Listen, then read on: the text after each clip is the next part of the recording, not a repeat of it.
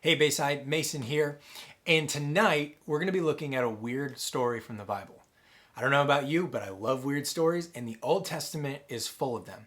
But this is one that's always baffled me. I've never really understood it, but tonight we're going to take a look at it, and it comes from 2 Kings chapter 6, where Elisha and his friends are building something. They're cutting down some trees, and something happens. Check this out. They went to the Jordan and began to cut down trees. As one of them was cutting down a tree, the iron axe head fell into the water. "Oh no, my lord," he cried. "It was borrowed." The man of God asked, "Where did it fall?" When he showed him the place, Elisha cut a stick and threw it there and made the iron float. "Lift it out," he said. Then the man reached out his hands and took it. Now, I've heard about this story before. Oh, the floating axe head. And I've gone, what in the world is important about the floating axe head? I don't get it. This is probably the first instance in history of a man going, "Oh no, I broke my neighbor's tool that I borrowed." But you see, with the power of God, Elisha reaches out, raises up the axe head, and the man was able to fix his axe.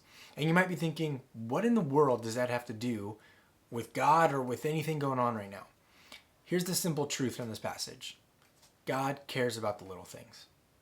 Like the axe probably really didn't mean that much, but God cared enough to interact in the situation. And you might be thinking, I've got a lot of things in my life right now that maybe feel like axe heads. They might feel so small and insignificant, and you can't imagine that God cares about them in the midst of everything going on in our world. This story should give you some hope and some encouragement. God cares about the small things in your life, the things that you feel might be insignificant or overlooked by such a big and powerful God. He cares. I hope you guys have a good night, and good night, Santa Rosa.